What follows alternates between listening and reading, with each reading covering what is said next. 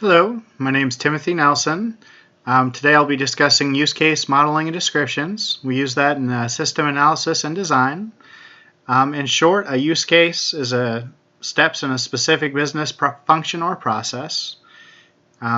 Initial actors we'll get into. Essentially, it's a person makes a request from the system, and then you kind of follow the path through the system to see how your process will end up. To kind of get you the initial two pieces that you need for this puzzle to start with, you have an actor. That's the figure that initiates a use case by requesting the system to perform a function process. And the process, as a UML symbol for a use case, is an oval. I'll go ahead and move myself out of the way for that. Just a regular oval, not a big deal. You can shade it however you want to do it, but it has to look like an oval, just so there's no confusion. For this use case, essentially we had a scenario where an operation officer needed to hire teachers. Those teachers had to be qualified. He'd interview them. From there, the teachers had to set up some classes that they needed to give to the students. They had to create logs to make sure the students were actually eligible for the classes. The eligibility, if I can speak, was mostly for if a student, say, missed a class or wasn't registered for the proper time, it would kick back a bad result. And then the student on this particular page is going to register for a class. I'll kind of minimize myself out of here. You can kind of see over here where you have the operation officer. He puts out requests saying, hey, I need teachers. And so teachers respond. He registers a teacher. From there, the teacher has control of the system. They have to make classes available, and you have to create logs for eligibility for those classes. Once the classes are available, the student is made aware that the classes, like what kind of music they're teaching and what times the classes are available, they can attempt to register. And then if they register for class, from there they're either registered or they have to check against the log. The log will say, hey, you can't register. Simple breakdown of it. Then for each use case description that we had back here, each of these ovals, essentially you have to write on what's going on in these areas. So for each use case, you need a use case description. The description is in a table and should include the name of the use case, the actor, a description of the use case, a step-by-step list of the tasks and actions, preconditions, postconditions, and assumptions. Essentially, you want the person looking at the use case diagram to have a breakdown later on of exactly what's taking place in that instance. Now here we have our first use case. It says register teachers. The actor is the operational teacher or officer, and then the teachers become one. For the successful completion of that step, you're going to look at the volunteer requests permission to teach a class. So he's getting the teachers. They have to call, say, hey, let's set up an interview. Just step 2. The phone interview takes place. And then if everything goes smoothly, the teachers become registered. Now the alternatives to that, there are other ways of doing it. Like if you volunteer, you're automatically set up. You could be enrolled into the system to teach. But for them, they wanted to use a trial version. Another option is perhaps the operational officer knows some teachers and just assigns them at random. The teachers don't really have any say in it. So for a preconditioner, you need volunteers to be a teacher. The post condition, volunteers are given teacher status, and that's what you need to finish that one step.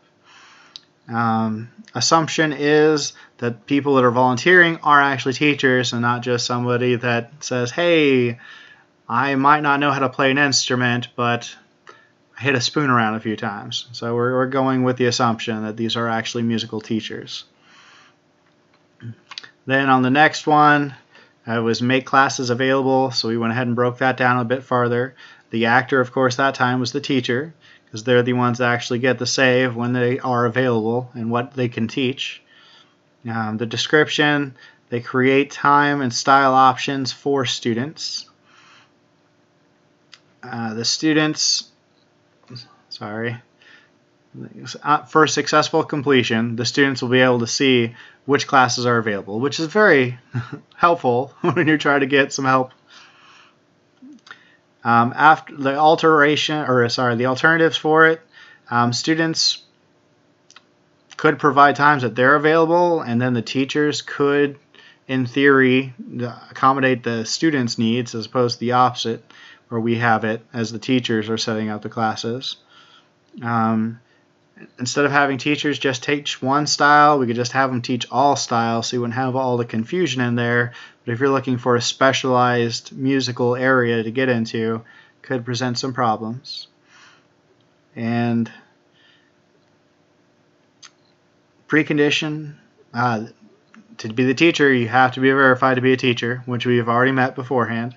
So I mean, these steps, or these cards, do usually follow in order to kind of give a step-by-step basis of what's going on. The post-condition, class options become available. So I mean, now the students can register, and teachers will pick the times available. So hopefully everyone's needs are met on there. So in conclusion, we looked at some actors. We discussed how they were really the person requesting all the information. They're the ones that set everything into motion. So it's good to know who your actors are. The use case, what's actually going on during those steps with little labels below, just a circle oval. Have to give a brief description, a name essentially below it, so you can use it later to document it. We showed how it works, how you walk through the system. You kind of follow it step by step. Later on, when you document it, you follow it step by step. It keeps everything simple, adds to less confusion, so anyone picking up your work afterwards can go, oh, okay, I know what he was talking about, as opposed to just constantly taking random jumps around. Saves a lot of time and effort. We created the use case description documents. So I mean, we covered all of our basics on that. I mean, you have to have a name in there. You have to have an actor who's actually requesting this to take place. A description, what's really taking place in this step. The successful completion, and that's you've got wherever you needed to get done on that step. So if you need a teacher, hey, we got a teacher for you. Or if we need to make a class, here's where we made a class. Then we talked about alternatives, little alternatives. Just about every circumstance has another way you could go about it. That's all alternatives are. Simply put, just different ways you could do the same thing in a different way, or just complete different alternatives. You could go a completely different direction in it. Precondition, always the step before what needs to take place before this condition is met. So for us, say teachers making classes, before you could do that, you had to be actually put into a teacher position. Post-condition, just what happens right after that. So students can then enroll in the class. And then assumptions. There are assumptions as well. Sometimes you have to make assumptions, other times you don't. For us, one of the assumptions was that the people volunteering were teachers. So that was one of our assumptions. But other than that, that concludes my period. Thanks for your time.